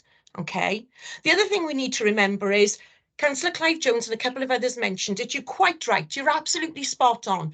The Tory issues that we have all had to deal with, that have come through to Welsh Government, that we've then had to basically suck it up and try and deal with, has been disgusting. They have left this country in rack and ruin, and we have to pick up the pieces. And that is, excuse me, what tonight is about. We've got to pick up the pieces. We've got to go forward. We've got to try and balance this budget. You talk about coming in with a lower council tax. How are you going to do that? Where were you going to find the money? Did you share that prior to tonight with a monitoring officer, with anybody else? I can't speak on behalf of Cabinet, guys, and I understand where you're coming from if you feel that there wasn't enough communication with the leader and deputy leader previously. And I think that, again, with openness and transparency, that's something we need to take on the chin and take on board, okay? But if we are doing what's right by the people of Merthyr, forget the politics, let's do what's right, let's make the tough decisions, and let's work together. Thank you, Mr. Mayor. Thank you, Councillor Mitten. Councillor Gareth Lewis. Yeah, thank you, Mr. Mayor. I just want to pick up on 2 points raised by my colleague, Councillor Kevin Gibbs. Councillor Gibbs referenced a newspaper article, I think, where the leader was quoted. That was an article that was published on Wales Online on the 23rd of June. And in reference to the Labour group, the leader said they're going to be fully immersed in the workings of Merthyr Tydfil County Borough Council. Since then, I believe there's been no example whatsoever of the lead group, and indeed the Cabinet, working with the Labour group in the best interests of this county borough. Furthermore, Councillor Kevin Gibbs also referenced a statement made by Councillor Andrew Barry in a recent meeting of the school's budget forum. When a member of that forum asked a question in respect of the budget cut to the school's budget, Councillor Andrew Barry answered, according to the minutes of that meeting, it will need to be confirmed by council, but we've had discussions with Labour colleagues and they have indicated their support, and we are hopeful that that will be agreed. Can I just emphasise that there were no such discussions with Labour colleagues, and that Councillor Andrew Barry has no right whatsoever to speak on behalf of another political party. Thank you, Mr. Mayor. Thank you, Councillor Lewis. Councillor Andrew Barry. Yes, thank you, Mr. Mayor. I'll address the first one. No names mentioned, no timescales mentioned, the art of saying nothing in politics. Astounded. I'm not going to get into gutter politics, as the Labour Party have shown all too easily tonight that that's where they are. And then they criticise and berate and then say, well, will you want to work with us? It's beyond belief how you operate, it really is. Let me just remind you of the surpluses. 1890, 1.29 million, surpluses 1920, 2.89 million, surplus 2021, circa 4.5 million, surplus 2021-22, circa 11 million pounds, which is how we built up the reserves and how we were able to use 5.5 million pounds worth of reserves, around 18% of our total usable reserves. Now, that is prudent management. Doesn't sound like an organisation in chaos, to be honest. 4.7. One hand, you were saying highest inflation for 4 decades. 10 consecutive interest rate rises. And then you're saying, but perhaps we can use more reserves. Perhaps we can lower the council tax. This isn't political. This is business. This is about balancing books. This is about figures. And some of your questions and some of your insults are just beyond belief, to be honest. You need to read the Constitution on a number of fronts. Number one, the administration is being run by the independents because that's how it's laid down in the Constitution. You need to be absolutely clear on that. And as for working with you on tonight's display, do you really think we want to work with people who are going to sit there and insult us and berate us at every turn? There are cabinet members here who've put in the hours. They're doing the job. They're doing a great job. Social services have turned a corner. Social services, and I give a nod here to Councillor David Hughes and to the councillors that went after him in terms of social services. Award-winning, groundbreaking in what they're doing. Fantastic work. Education, of course, it's a priority. But we have to balance the books first and foremost. And we heard it again. It's the independents' fault. It's the Conservatives' fault. It is never the Labour Party's fault. Let me just remind you, 18th in the last settlement out of 22. Just the Welsh average would have given us an additional £1 million and we wouldn't be having these conversations. Just the Welsh average. But as I've said before, your Labour Party has turned its back on the southeastern valleys of the working person. That's what they've done. So they're as calculable within this as your Tories. We all agree the Tories need to go. But I worry about Labour coming in. Because here, we're out 18th out of 22.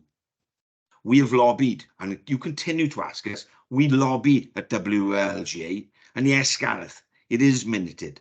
We've lobbied ministers, and we've spoken to ministers about changing the council tax. We've written notices of motion, which you signed up to, which nothing has been done about. So you, as a party, are as calculable as a Labour Party as the Conservatives are. Just be absolutely clear about that. There's no innocence in this room. And I can't believe the level you've taken this to tonight. I won't go any further, Mr. Mayor. Just want to make those few points. Thanks very much. Thank you, Councillor Andrew Barry. Councillor Jamie Scriven. Yeah, thank you, Mr. Mayor.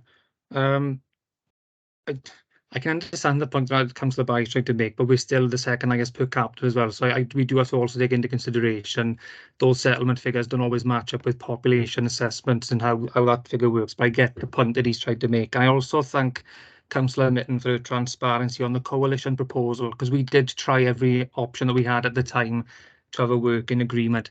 But in answer to Councillor Mitten's question, tough decisions have got to be made and we've got to get on with it and support the proposal. Tough decisions have got to be made. But that's service reductions, not putting the actual damage on residents' financial accounts. If you're a member sat in this room receiving a councillor salary, even at the lowest base, you are not one of the people at risk, is the most likely thing that will be the case. If you're on one of these salaries, I'd be very surprised if you are one of the people that are scraping together pennies at the end of every month trying to get through things. We've got to be thinking of the worst off, and that's why, Mr. Mayor, I'll be coming to my comments. I'll try and make them as quick as I can.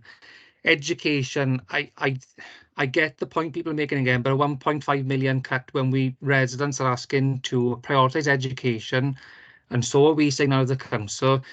That's just not acceptable. Now, I spoke to Professor Ian Croke and at the Human Rights Observatory in Swansea in the last month and asked, where are we at, Ian, with the cost of living? How is this affecting our students?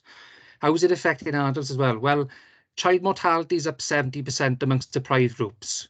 34% of children living in Wales are in poverty. 61% of adults suffering with their mental health due to finance issues from the cost of living crisis.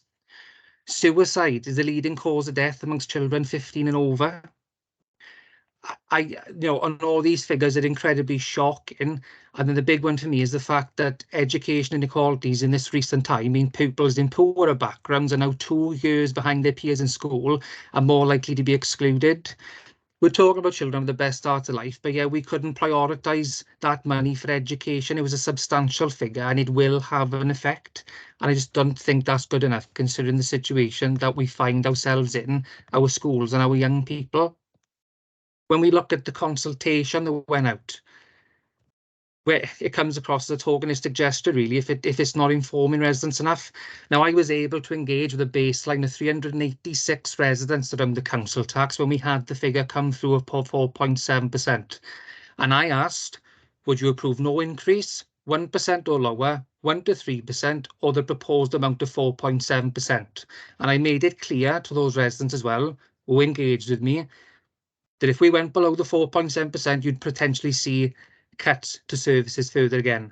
Only 12 people supported 4.7% out of that 386. Make of that what you will, but to me that sends a pretty clear message that they'd much rather see that we make some further cuts than put that burden of 4.7% on them. They were much more willing to look at a 1 to 3%, and that came out in our own consultation as well. Now, we've got residents who are paying more at a time where people can't afford to pay more for less as well. Our council tax covers a provision of local services, which includes the cuts we're making to education, the lack of community centres, especially in my own ward experience of that. We've got no swimming pool, unreliable public transport, and now faced with further cuts again to fill the gap in the budget that we've got. Other authorities in similar situations, I've also already said, are making relevant service improvements, and they're in similar situations to us with similar settlements and similar rankings, which is a figure we keep coming back to all the time. Merthyr Tydfil is one of the most deprived areas in Wales. Our council tax is the second highest council tax in every band. I represent one of the most deprived wards in one of the most deprived local authorities with one of the highest council tax levels. Pendarren has people living in absolute low income. It's no longer a case of choosing between heating and eating for many families. That's gone. They sat with 3 layers on, scraping together universal credit payments and top-ups alongside abysmal wages just so they can put food on the plate every day. And there are many who will be accessing food banks over the last few years, which have come as common as a post box. We're even at the stage where we've got warm hubs coming in. Warm hubs that are in every other ward in this authority except one, my ward in Pendarren. They live in some of the worst conditions in the authority for fly tipping and pest control issues. It's so bad, one of the registered social landlords had to step in and pay for pest control for a whole street. They've got a pilot programme being started. I get phone calls nearly every day. Please help, they're in my cupboards, they've chewed my car wires, they're in my baby's crib, my living room, my neighbours are dumping, no one's doing anything about it. If you give them a skip, they'll do it all over again. That's the reality I got every day, and people paying £50 a turn over and over again just to get some help with it. How do I go back to them and say, oh, by the way, council tax is going up, don't forget to take advantage of those services? It's just not realistic, and they are struggling. The amount of eviction notices I've dealt with that have gone through the cases to housing, I don't see how anyone in the room can support a council tax increase during the cost of living crisis and this multifaceted crisis that's affecting the residents. For some out there, the minor increase... Sorry to come in now. You've got about 45 seconds left. Oh, thanks, Mr. Beer. Thanks for the I'll just carry on. For some people out there, this minor increase is going to push them over the edge. It's the final nail in the coffin. Public emotional health is hanging by a thread. I'm sure the public would have been more accepting, as I experienced in my engagement, of a service reduction over changes to the council tax of over 3%. And that's what we missed when we engaged them and asked them, is that they won't be seeing service improvements. It was to make sure service maintenance was in place. So I do say to everyone here, please don't be blinded by the fact we've got to make savings, because we know there are business proposals and things that are still yet to come forward. And there was wiggle room for those figures. We needed to have worked better together on this, and from my perspective and my residents, I can't support a council tax increase of 4.7%, specifically for my residents in Pendarren. It's going to be a death note for many. Thank you, Councillor Scriven. Councillor Michelle Simmons. Thank you, Mr. Mayor. I have to come back on some of the comments that has been made by the opposition tonight. Newly elected, yes. New cabinet member, yes. Inexperienced with no leadership, no. I have the same right as you to be here because I am an elected member. I have lived in Merthyr Tydfil for the last 30 years. I've lived through those tough times where, as you said, a Labour administration were in power for quite some time, and you had those tough choices and significant cuts to make, the legacy of which we are still recovering from. I stood because I listened to my residents. I'm honest with my residents, and I have the integrity to analyse, challenge, scrutinise and make these and stand by the tough decisions. Thank you, Mr. Mayor. Thank you, Councillor Simmons. Councillor Michelle Jones. Thank you, Mr. Mayor. Yeah, I was going to say quite a lot of what Councillor Simmons has just said. In experience, yes, so please forgive me, I'm not very good at speaking publicly. However, I would like to reiterate that we have worked tremendously hard for our residents over the last couple of weeks, if not months. We have gone through and scrutinised this budget like you would not believe. I can't believe how much I've learned over the last couple of months, and I do hope that this helps us in the future. However, we have, like I've said, we have tried to not cut services, like Councillor Scrivens has said. Basically, you're contradicting yourself, I think. You know, we have not cut services because we don't want any services cut from our residents as much as we possibly can. So please be assured, people of Merthyr Tydfil who are listening to this, we are doing our best for you with the funds that we have. We are trying our best to balance this budget based on the settlements that we've received, using the reserves as much as we can, but obviously in line with our Section 151 officer's recommendation. Thank you. Thank you, Councillor Michelle Jones. There's only one other person indicating that they want to make a comment, but I can't bring him in just yet because it's Councillor Geraint Thomas and he will close the debate. Obviously, this is a really difficult decision for everyone, but a document that was sent to both leaders this week from the monitoring officer said this agreement, when the budget comes to full council, needs to be resolved. This could involve introducing short adjournments. Now I'm going to ask that we suspend the meeting for approximately 10 minutes for elected members to discuss with their respective groups before coming back for any follow-up comments from members that have not already spoken. Mr. Mayor, I think that the Democratic Services team have made breakout rooms available for you so that you, as groups, you will be able to get a link which you can go into, so you'll still be able to be in a meeting with each other but separate from the other group. So hopefully you'll be able to do that. This meeting will just remain open, but if those who stay on this link, if they just want to mute their microphones and shut down their cameras, but then you can leave it and rejoin it if you need to go into a breakout group and talk amongst yourselves. The clock that I see says 1934, so if we come back in 10 minutes, or let's say 1945, Mr. Mayor, and resume the meeting as soon as we can around about then. Lovely, thank you very much, Monitoring Officer. Right. Thank you, Mr. Mayor. Mr. Mayor, we set the breakout rooms, so you'll be, the independent group and the Labour group will both be split into breakouts automatically, and the sign will come up to say your 10 minutes is running out, and then you